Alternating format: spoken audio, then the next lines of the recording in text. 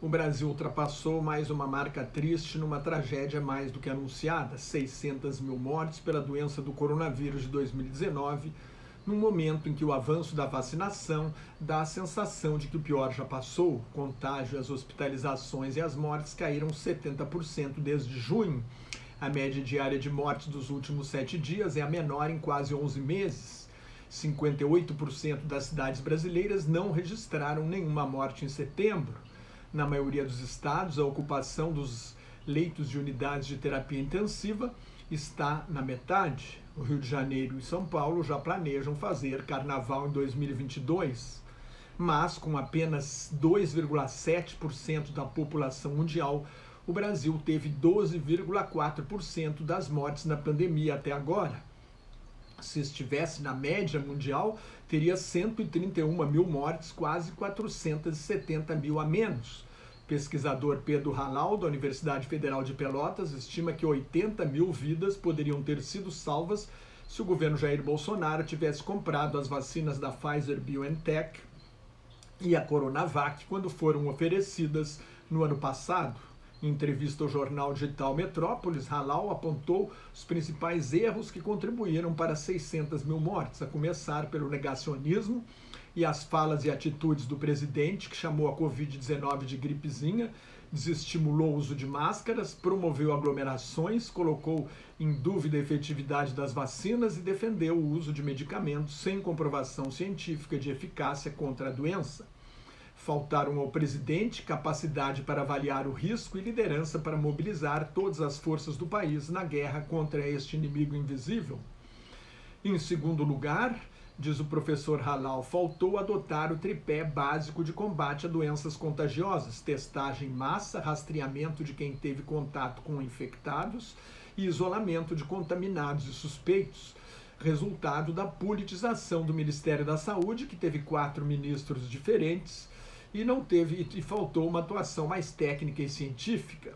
Em terceiro lugar, com a desculpa de proteger a economia e os empregos ao resistir ao confinamento e atacar prefeitos e governadores que impuseram medidas de restrição, Bolsonaro ignorou as recomendações básicas da medicina. Esta falsa dicotomia entre saúde e economia piorou as duas. Os países que mais combateram o coronavírus tiveram os melhores resultados, estão apresentando os melhores resultados na recuperação econômica.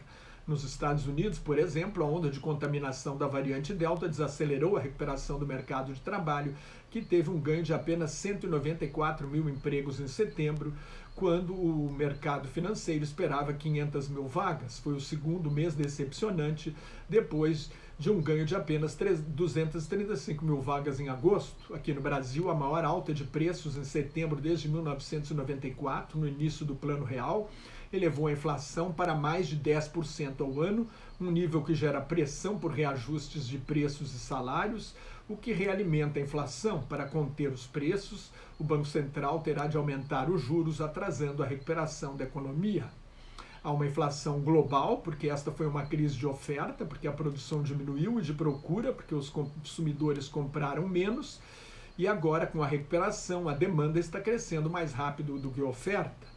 O movimento dos portos, que aumentou muito o custo do frete, está voltando ao normal, mas a alta no preço do barril de petróleo, para mais de $80, indica que a pressão inflacionária vai continuar.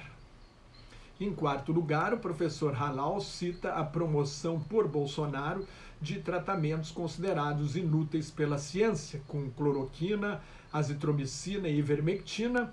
Esses tratamentos criaram uma falsa sensação de segurança e expuseram pacientes a danos colaterais graves que pioraram a sua situação de saúde e causaram mais mortes desnecessárias. Mesmo investigado pela Comissão Parlamentar de Inquérito do Senado sobre a pandemia, o presidente do Conselho Federal de Medicina, aliado do presidente Bolsonaro, se nega a desaconselhar o chamado kit Covid.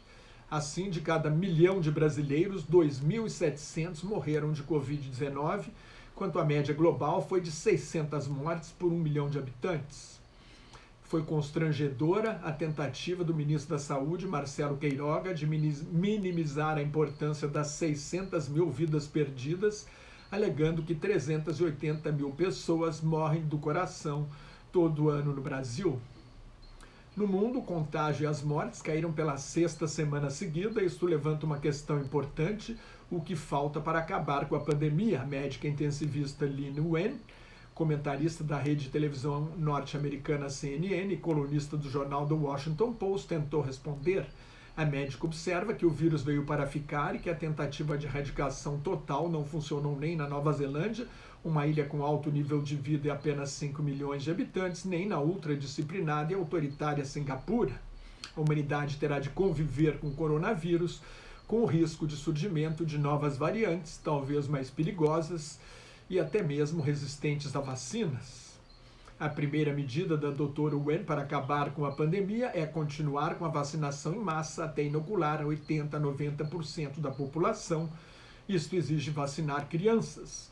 Nos Estados Unidos, o laboratório Pfizer e a empresa alemã BioNTech pediram autorização à Agência Federal de Administração de Alimentos e Medicamentos para aplicar sua vacina em crianças de 5 a 11 anos. A imunização de crianças deve começar em novembro, se for aprovada.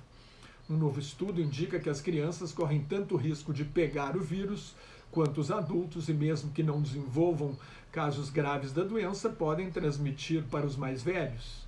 A recomendação aos pais é que consultem o médico pediatra dos filhos. Mas a vacinação em massa é essencial. Com vacinação lenta e apenas 31% plenamente vacinados, a Rússia bateu recordes diários de mortes nesta semana. É o quinto país em número oficial de mortos, 215 mil.